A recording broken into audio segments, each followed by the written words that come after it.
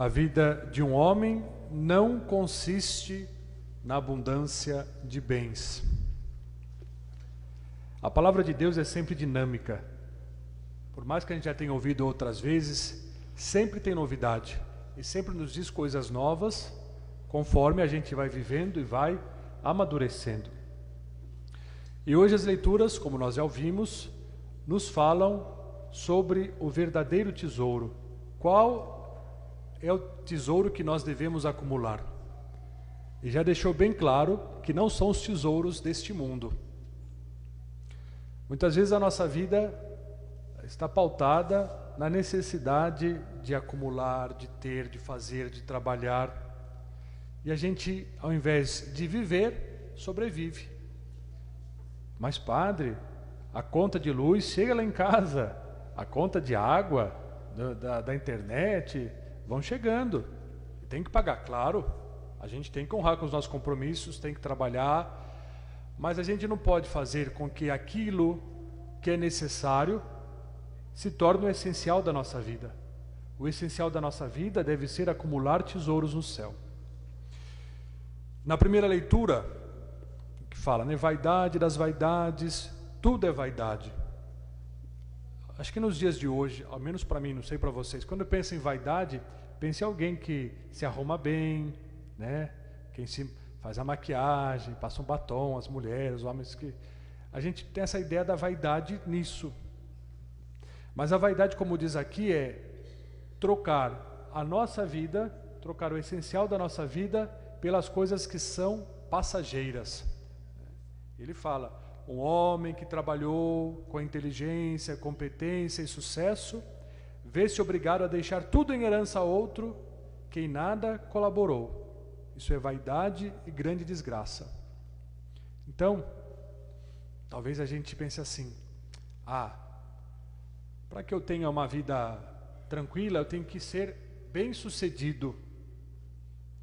Infelizmente, muitas igrejas cristãs pregam isso como se fosse a coisa essencial. Você ter, digamos, sucesso financeiro, empresarial nesta vida para comprovar que você é abençoado.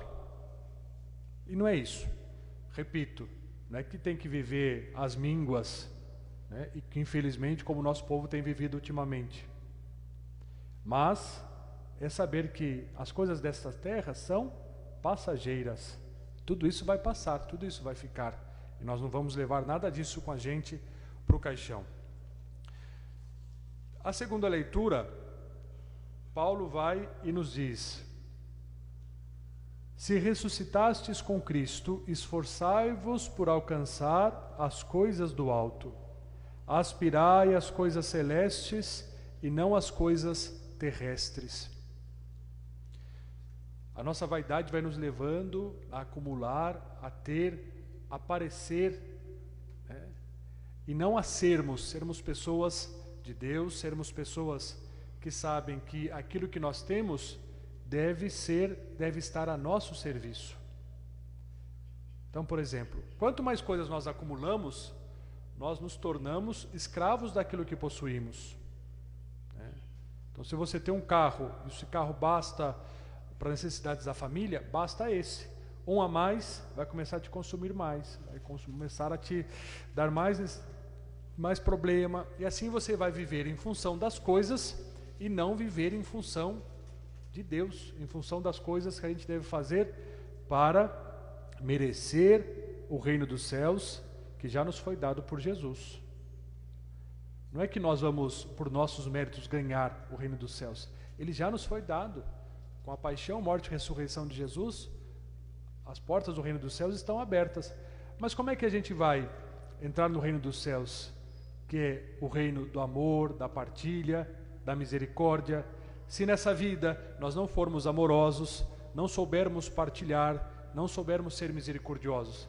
Não faz sentido, não é verdade? Como é que a gente vai entrar no reino dos céus, se já aqui na terra nós não começamos a viver o reino dos céus? E o Evangelho, Jesus então conta esta parábola deste homem que fez uma grande colheita de trigo. E o que ele pensou? A ideia maravilhosa que ele teve: destruir os celeiros, construir maiores para acumular e para poder dizer a si mesmo: Olha, agora você está tranquilo, vai viver uma vida sem preocupação. E aí o próprio Jesus disse: hoje à noite a sua vida, pedirão de volta a tua vida. Ou seja, por mais que nós façamos, por mais que nós possamos acumular coisas, nada disso vai acrescentar 1 hora de vida a mais para nós, nada disso. Então a gente tem que recordar que o nosso verdadeiro tesouro é Deus. O nosso verdadeiro tesouro é procurarmos sermos imitadores de Jesus, e não imitar Jesus somente naquilo que a gente acha agradável, é imitar Jesus em tudo. Então nós estamos, nesses últimos domingos, ouvimos a parábola do bom samaritano. O que o bom samaritano faz? O bom samaritano faz aquilo que o sacerdote não fez, que o levita não fez. Viu aquele homem caído no chão, precisando de ajuda, e os 2 primeiros trocaram o caminho, foram para outra calçada. E o que o bom samaritano fez? Foi ao encontro, ajudou. E o bom samaritano é o próprio Jesus. Então, o que Jesus nos pede? Para que nós sejamos imitadores dele, para que nós façamos da nossa vida, daquilo que nós temos, daquilo que nós somos, um dom para os outros. Não é para a gente acumular tudo para a gente e falar assim: olha, fique tranquilo, você tem uma boa quantia de dinheiro no banco, você tem um carro bom, você tem... Tudo isso é passageiro.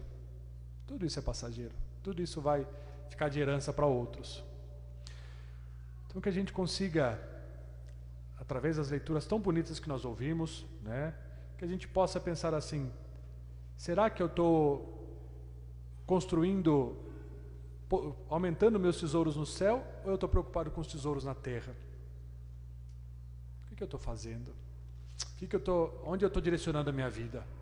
Por isso que a palavra de Deus nos orienta, nos ilumina e nos ajuda a voltar para o caminho.